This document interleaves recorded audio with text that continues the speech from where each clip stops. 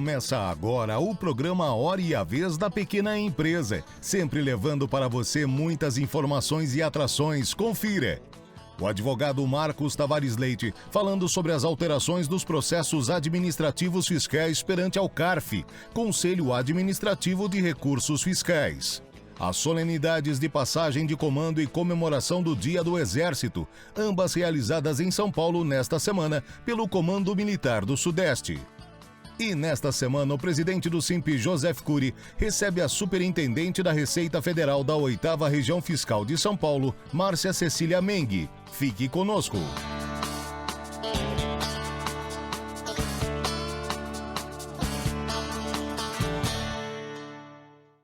Autoridades civis e militares estiveram presentes prestigiando a solenidade de troca de comando.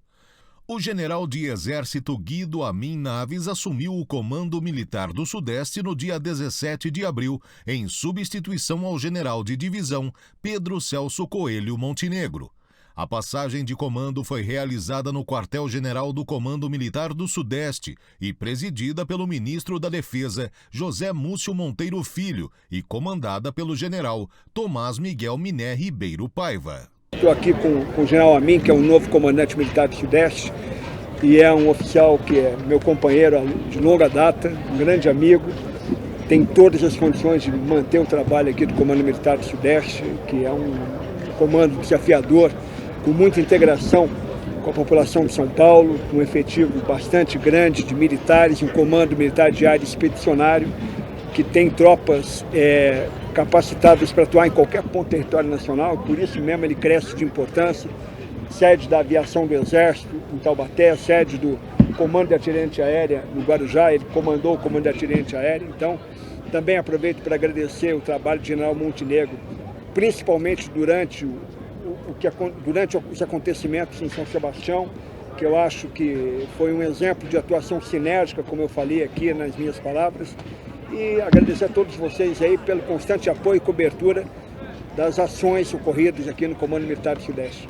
Muito satisfeito, muito feliz de poder retornar ao meu estado, paulista que sou, de Ribeirão Preto, e poder estar à frente do nosso Comando Militar do Sudeste, como disse o nosso comandante, um desafio muito grande, de manter as nossas tropas, todas elas de vocação estratégica, de emprego em qualquer lugar do país e do mundo, mantê-las adestradas, preparadas para cumprir sua missão. Ao mesmo tempo, continuar desenvolvendo relações profícuas, institucionais, com nível estadual, com os municípios, com a imprensa. Estaremos sempre abertos aqui para esclarecer, para conversarmos, porque eu creio que é um trabalho importante para a sociedade, é um trabalho importante para o Exército, e nós não podemos estar afastados disso. Portanto, obrigado não só pela presença hoje de vocês, mas, como disse o nosso comandante, a presença constante da nossa imprensa, esclarecendo, trazendo, atualizando a nossa sociedade em tudo que acontece com o nosso Exército, que é muito importante para nós. Muito obrigado, estamos aqui de portas abertas a todos. Hoje nós temos o prazer de estar falando com o senhor ministro José Múcio Monteiro, parabenizá-lo pelo brilhante trabalho que tem feito na harmonização, na pacificação do nosso país. Ministro, nossos sinceros parabéns. Prazer muito grande reencontrá-lo aqui. Prazer é nosso. Olha, primeiro um prazer muito grande, é a primeira troca de comando que eu participo. Nem o da minha terra, do Comando do Nordeste, eu pude participar porque o presidente marcou uma reunião ministerial e eu tive que ficar. Mas eu estou falando para vocês por um motivo muito especial. Eu sou amigo de Cury, tem uns 30 ou 40 anos, né? E nós conversávamos muito sobre a pequena empresa e sempre tivemos uma relação muito próxima, e eu tive uma alegria muito grande em revê-lo, e foi um passeio afetivo que eu tive muito prazer em ter. No dia 19 de abril foi comemorado o Dia do Exército Brasileiro em todo o território nacional. Em São Paulo foram homenageadas personalidades que se destacaram. Olha, essa data o nosso comandante frisou de maneira muito característica na ordem do dia, e eu reforcei nas minhas palavras, né? Esse 19 de abril, temos tantas efemérides que acontecem nesse dia, hoje é o dia do índio, por exemplo, mas foi também o dia que em 1648, na Batalha de Guararapes, nós tivemos a gênese do nosso exército, tivemos a gênese da nossa nacionalidade brasileira. Foi a primeira vez que um documento oficial nosso foi escrito a palavra pátria, quando no manifesto em que brancos, portugueses, negros e indígenas, os formadores básicos, basilares da nossa nacionalidade, se juntaram e escreveram que em defesa da pátria precisavam agir para expulsar os invasores, na época os holandeses. O significado disso é muito grande para a nossa nação, é muito grande para o nosso exército, né? Então por isso que esse dia foi escolhido e comemoramos com tanta pompa o nosso Dia do Exército.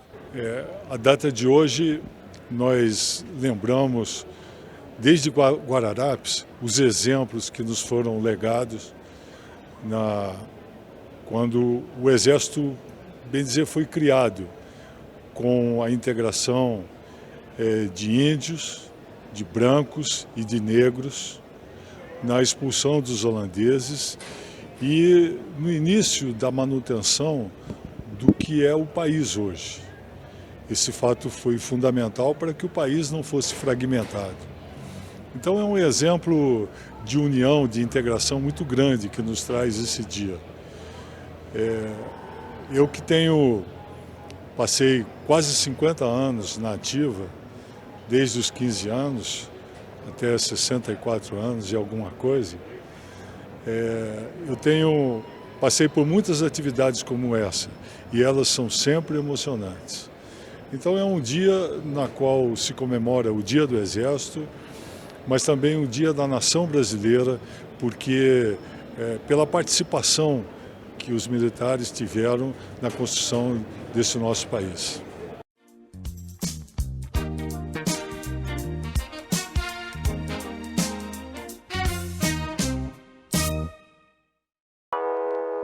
Você conhece alguma empresa ou pessoa que não tenha problemas?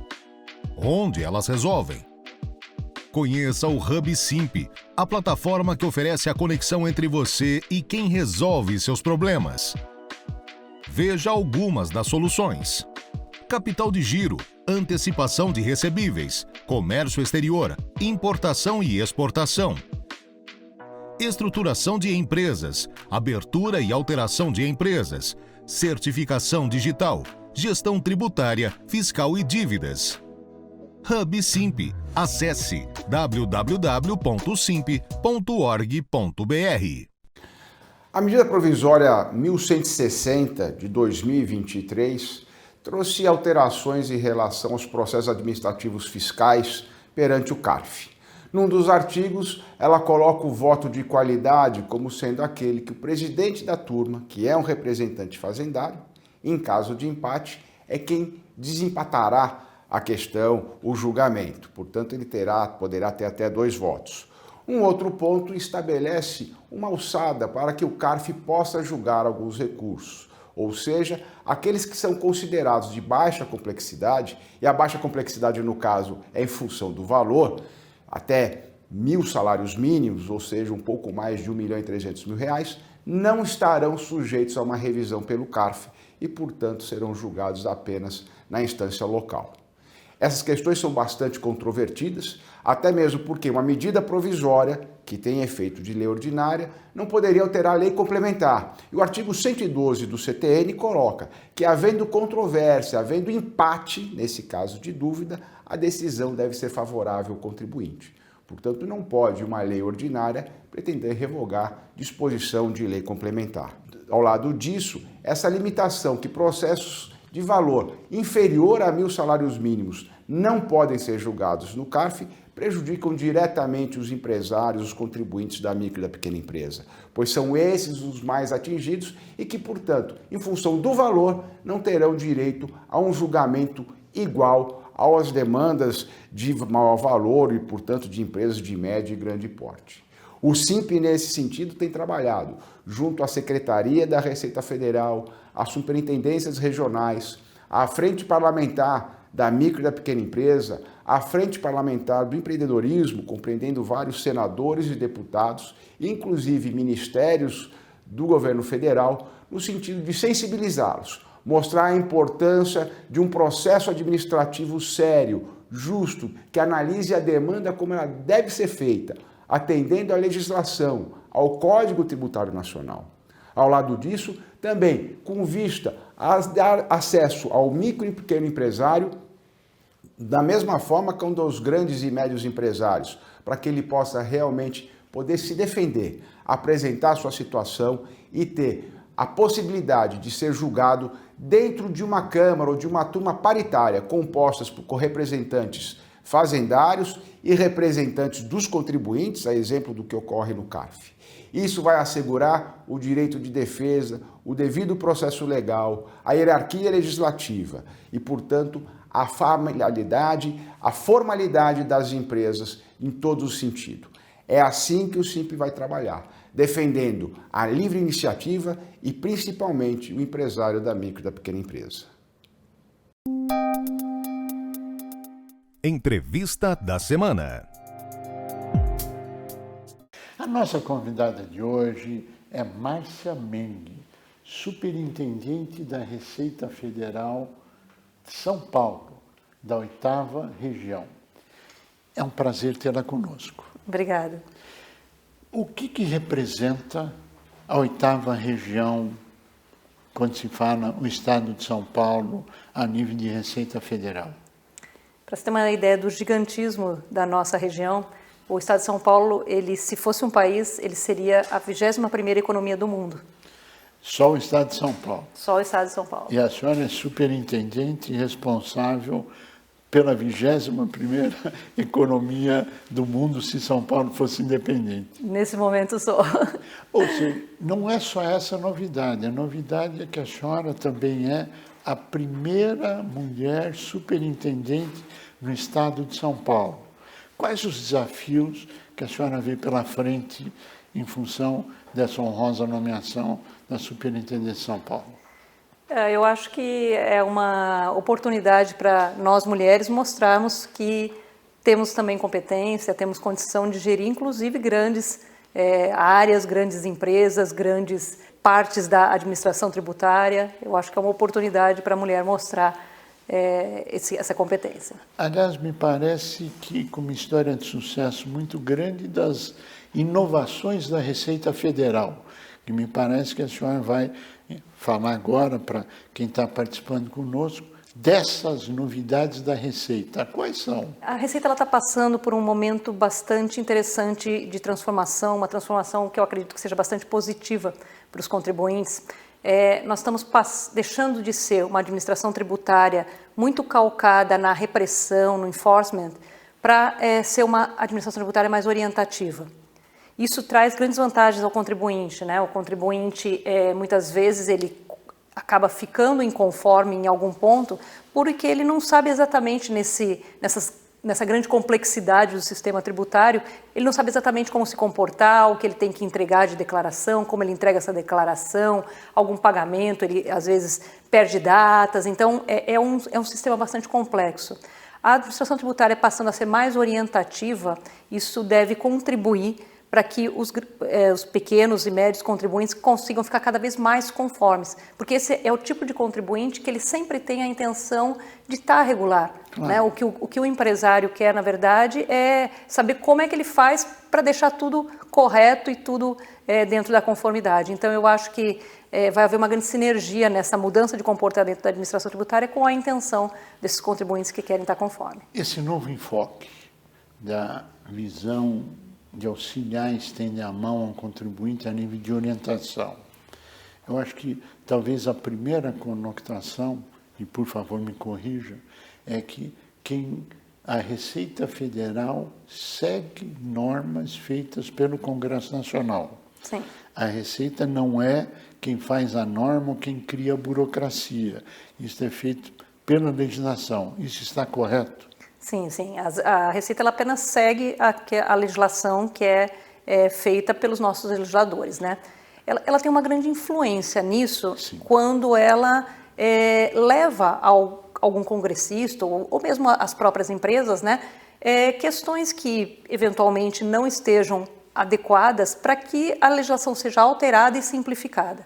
né? Então, esse trabalho existe. Então, eu diria que a Receita é um influenciador da melhoria desse nosso arcabouço legislativo. É um forte influenciador que o Congresso Nacional, via de regra, houve o posicionamento da Receita na tomada de decisão. Isso tem sido histórico, né? E agora o país, no novo momento histórico, ainda mais. Sim, sim. A Receita ela tem essa prerrogativa de encaminhar os projetos, né? Às vezes o que acontece é uma certa dificuldade de, talvez, comunicação mesmo. A comunicação entre o que quer o contribuinte e o que precisa a Receita que o contribuinte faça. E é nessa falta de comunicação que eu acho que acaba acontecendo a maior parte dos problemas do dia a dia e acabam levando a complexidades, porque a Receita acaba sendo mais defensiva, querendo mais controles, e o contribuinte querendo às vezes atender esses controles e não conseguindo. Por isso que essa mudança para ser mais orientativa, ter mais transparência ativa, mostrando mais para o contribuinte o que é que ele deve fazer para estar conforme, é uma boa mudança, melhor do que às vezes uma mudança legislativa propriamente dita, né? Que é fundamental esse novo enfoque de buscar a orientação em vez de buscar a punição. Agora, como é que isso deve se operar? Porque é extremamente complexo essa mudança. Fundamental, importantíssima. Aliás, parabéns pelo novo rumo da Receita. Aliás, as mulheres de São Paulo dando o exemplo que a senhora havia dito. Como é que será no dia a dia essa mudança? Tá. Nesse momento a gente está com vários projetos, alguns para transparência ativa, né? Então o principal deles é uma mudança do nosso site, onde ele vai passar a prestar mais informações de como deve fazer o contribuinte em determinadas situações para ele estar conforme ou não. Nós temos esse aprimoramento no site, ele envolve uma espécie de customização também do site, de maneira que quando aquele empresário, pessoa física, pessoa jurídica, grande ou pequena, de acordo com o perfil dela, quando ela entrar, ela vai ter uma customização dessa homepage dele, para que ele tenha lá exatamente os serviços que ele precisa prestar, numa linguagem fácil, numa linguagem simples, que possa ser entendida mesmo às vezes por alguém que não tenha formação no direito ou formação contábil, né? Que é alguém que está começando a empreender e quer saber o que ele tem que fazer, ele vai ter um portal mais customizado. Nesse portal, hoje nós já temos o ECAC, que é esse portal de atendimento, né? Nós saímos de uma realidade que lá, antes de 2013, o nosso atendimento era completamente pulverizado, a pessoa era atendida por um processo de trabalho, então era, às vezes, para resolver todos os problemas com a Receita, ele ficava em várias filas. Nós já, em 2013, unificamos o nosso ECAC, né? O nosso CAC, primeiro, que é o nosso centro de atendimento. Sim. Esse centro de atendimento passou a fazer todos os atendimentos de todos os serviços prestados pela Receita. Depois disso, em 2019, nós transformamos isso num ECAC, nós digitalizamos e nós pretendemos cada vez mais digitalizar para evitar que o contribuinte tenha que sair do conforto da sua empresa ou do seu lar para obter um serviço. Ele consegue obter o serviço no serviço digital, através do site da Receita, né? Hoje nós temos já esse atendimento, aliás, 60% do atendimento da Receita hoje é feito através do atendimento digital. Sim. Então ele já é uma realidade. Sim. Mas esse atendimento digital está sendo ainda mais aprimorado, porque hoje nós temos mais de um atendimento digital. E isso gera um pouco de confusão, às vezes, para quem está querendo obter o serviço. Ele não sabe em que canal digital ele tem que ir para obter o serviço que ele precisa. Então, às vezes, ele fica um pouco confuso nessa hora. Nós pretendemos unificar em um único portal todos os serviços. Isso está sendo feito? Isso já está em implementação.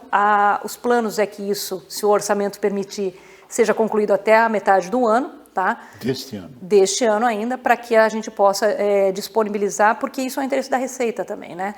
Um contribuinte que ele vai até a Receita, procura um serviço, mesmo que digital, ele impacta o serviço digital. Né? Ele ocupa a tecnologia para fazer aquele atendimento. Se ele não tem a conclusão do atendimento dele, ele sai e volta depois. E se ele não conseguir, ele volta depois. Ele não tem como desistir do atendimento. Claro. É uma situação em que ele precisa ter o atendimento. Sim. Então, o nosso objetivo é que ele entre uma única vez, faça use de todos os tipos de serviços diferentes que ele precisar, sim, tenha o resultado desse serviço de forma conclusiva e saia satisfeito com o atendimento. Esse é o objetivo dessa unificação.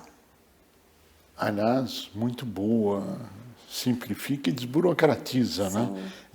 E traz comodidade. Mas outras novidades estão sendo implementadas também pela Receita. Nós temos a mudança de cultura, né, para uma cultura mais orientativa. Nós temos uma unificação do nosso atendimento para um único atendimento, para que o contribuinte possa ter de forma conclusiva.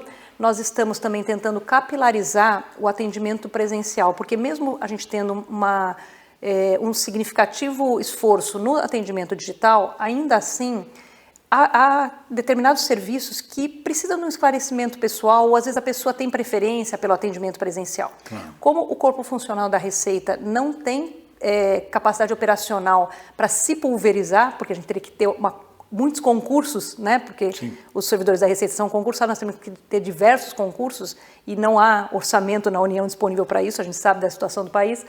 A nossa tentativa é de fazer parcerias, cada vez fazer mais parcerias. Então o Simpli, a gente pretende que seja um parceiro da Receita, mas nós vamos procurar prefeitura, SEBRAE, qualquer associação, sindicato, órgãos que sejam capilarizados e que tenham interesse de fazer uma parceria com a Receita para que a gente comece a colocar no mapa de São Paulo e do Brasil, né, claro, pontos de atendimento virtual.